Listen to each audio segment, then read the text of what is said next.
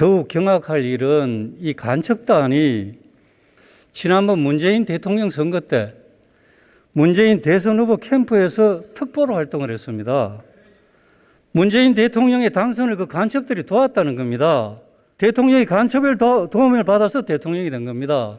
의원님, 그래서 의원님, 제가 답변할 시간을 주셔도 되지 않겠습니까? 간첩의 도움을 받은 게 사실인데 그러면 국민에게 죄송하다고 한다든지 뭐 해명이 있는 게 정상 아니겠습니까? 의원님도 선거를 치러 보셨지만, 총님, 그래서 그걸 가지고 저도 마치 선거를 해봤습니다. 그래서- 아무리 그렇더라도 간첩을 못 가려내고 그냥 의원님, 특보로 잡아넣습니까? 의원님 지금 현재 간첩이라는 어떤 그런 식으로 단정 짓는 것은 특히 문재인 대통령 대선 캠프에 간첩이 있었던 것이 분명한 사실입니다. 적어도 그리고 국가 원수에 관한 부분들은 의원님 표현이나 이런 부분들에서 조금 신중을 기해 주셨으면 좋겠습니다. 지금 민주당의 유력 대선 후보 캠프에도 이런 간첩단이 없다고 어떻게 장담할 수 있겠습니까? 의원님,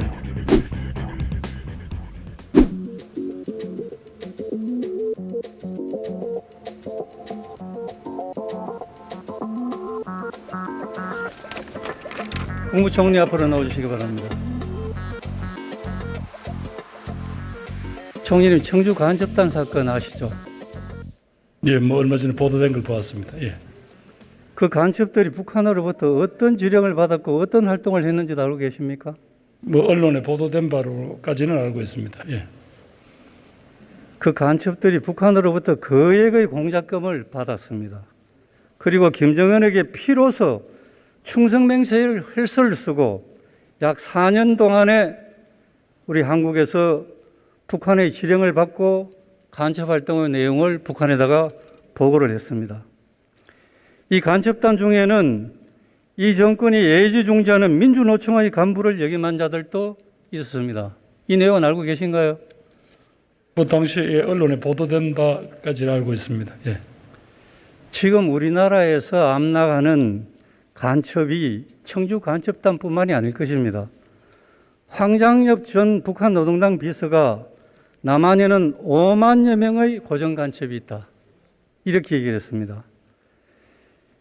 북한 간첩이 지금 전국 각 지역에서 활동을 하고 있을 것입니다. 그리고 황장엽의 얘기에 의하면 우리 한국의 권력 핵심부에도 간첩이 있다. 이렇게 얘기했습니다. 총리님, 간첩 잡는 기관이 어디입니까? 간첩을 잡아야 되는 국가기관이 어디입니까? 현재로서는 그 국가정보원이라고 봐야죠. 예. 그리고 경찰의 대공 담당하는 부서가 있습니다.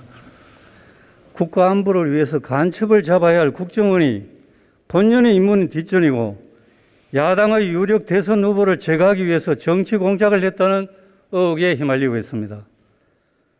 박지원 국정원장의 이때까지 성향을 보면 충분히 의심할 수 있는 상황이라고 다들 얘기를 합니다. 간첩 잡을 때 사용하는 공작 기술을 야당 대통령 후보 제거하는 데 사용해서 되겠습니까? 지금 의원님, 박지원 원장이 고발당한 것은 알고 계시죠?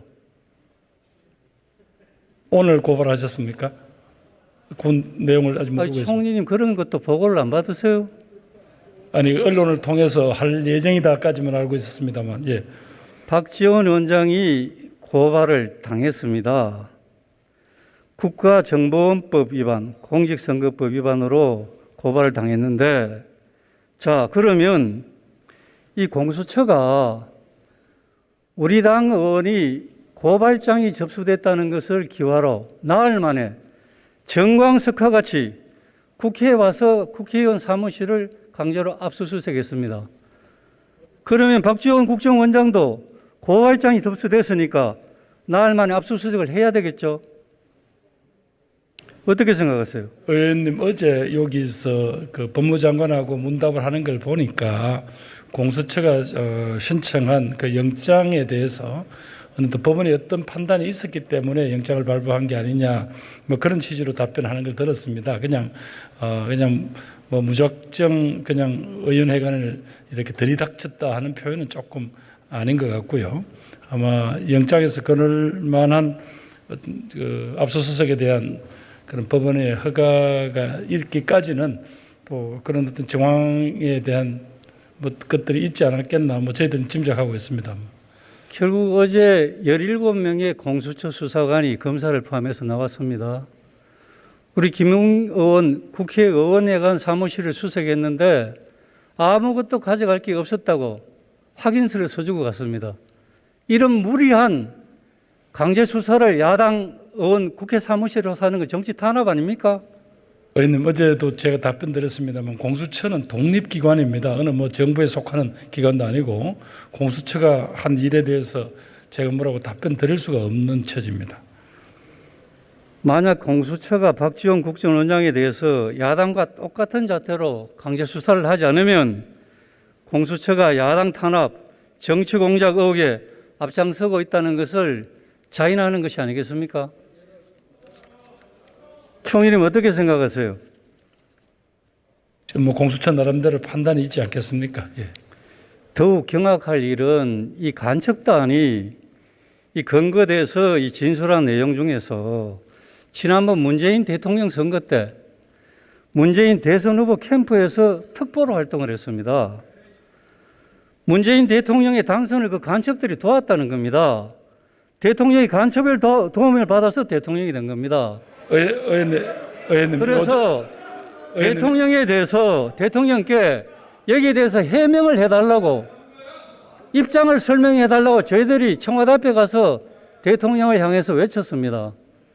아니 대통령 선거대책 캠프에 간첩이 들어있었던 게 사실이고 의원님 제가 답변할 시간을 주셔도 되지 않겠습니까? 간첩의 도움을 받은 게 사실인데 그러면 국민에게 죄송하다고 한다든지 뭐 해명이 있는 게 정상 아니겠습니까? 의원님도 선거를 치러보셨지만 소위 이른바 선거 때라는 정말 누가 와서 하는지 몰라도 많은 분들이 와서 돕게 되어 있습니다. 그리고 의원님 말씀하시는 그 캠프라는 게 뭐 예를 들면 몇십 명이 모여 있는 무슨 참모본부도 아니고 아마 제가 알기로는 언론에 보도된 바를 종합해 보면 아마 청주 지역에서 활동을 하고 특보라는 어떤 명함을 받아가지고 움직였다고 되어 있는데 뭐 의원님 대선 캠프쯤 되면 그런 분들이 몇만 명 이상 되지 않습니까? 총리, 그래서 그걸 가지고 저도 마치 선거를 해봤습니다. 그래서- 아무리 아무리 그렇더라도 간첩을 못 가려내고 그냥 의원님, 특보로 잡아넣습니까? 의원님 지금 현재 간첩이라는 어떤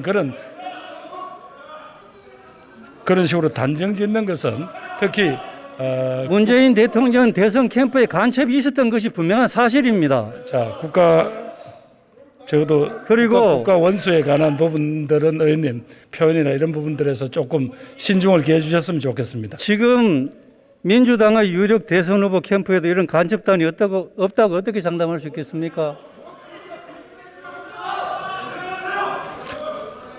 의원님, 우리가 지금 현재 주요한 가치로 느끼고 우리가 가지고 있는 이 대한민국의 민주주의에 대한 우리는 확신을 가져야 됩니다.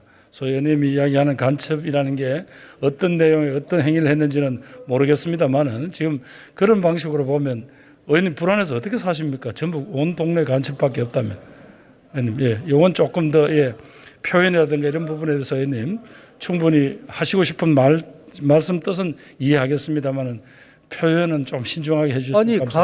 간첩 지금 우리 공안 당국이 간첩으로 발표를 했지 않습니까? 아니 그러니까요, 의원님 최종적으로 확정되려면 재판 과정일 테고 지금까지 나타난 행위로 봐서 충분히 그를 의심이 갑니다만 그렇다고 해서 의원님 그것이 곧마치 국민의 선택을 받은 대통령이 간첩 때문에 선거운동을 해서 됐다. 이거는 지나친 비약이 아니겠습니까? 간첩 때문에 된 게 간첩의 도움을 받았지 않습니까? 특보로 채용해서 도움을 받았지 않습니까? 총재님 질문 계속하겠습니다. 6.25 전쟁이 소련과 중공의 사주를 받아서 북한이 침략한 게 맞습니까? 여기 동의합니까? 의원님 조금 질문을 조금 한 번 더. 6.25 전쟁이 소련과 중공의 사주를 받은 북한이 우리나라를 침략한 게 맞습니까? 남침이라는 것은 역사적 사실입니다. 그런데 민주당 유력 대통령 후보인 이재명 후보와 이 정권의 하수인 노릇을 하는 김원웅 광복회장은 마치 미군은 점령군이고 소련은 해방군이었다 이런 식으로 얘기를 하고 있습니다. 이 말이 맞는 말입니까? 일부 과거에 역사학자 중에 그런 표시한 의견을 한 사람도 있습니다만은 나중에 냉전이 무너지고 여러 가지 소련 측의 문서가 다 공개되고 난 뒤에는 이제는 저런 인식을 가진 분들은 거의 없다. 저는 그렇게 알고 있습니다. 우리나라 국가 안보를 위해서는 한미 동맹을 굳건히 해야 되는 입장이지 않습니까? 근데 우리 대한민국의 대통령이 되겠다는 사람이 어떻게 이런 발언을 할 수 있습니까? 미군이 점령군입니까, 총리님?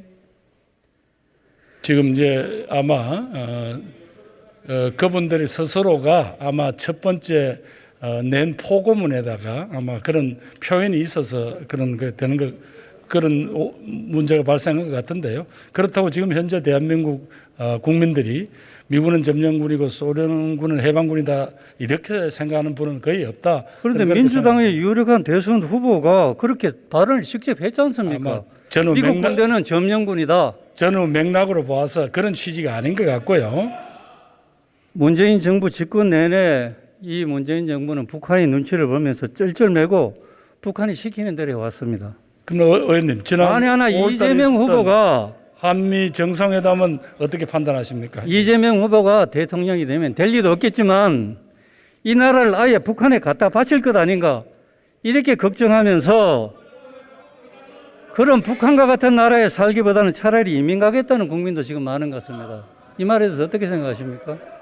예, 의원님 일부 극단적인 그런 생각을 가진 분도 있겠지만은 적어도 지금 대한민국의 민주적 절차, 이게 민주적 정당성 자체를 의심하는 국민은 없습니다. 의원님 그런 점에서 대선 과정에서 경쟁이 격화되는 게 현실이라 하더라도 의원님 생각처럼 어떤 극단적인 어떤 그런 평가나 판단 또 상대당 후보들에 대해서 그런 표현들은 좀 적절치 않은 것 같습니다.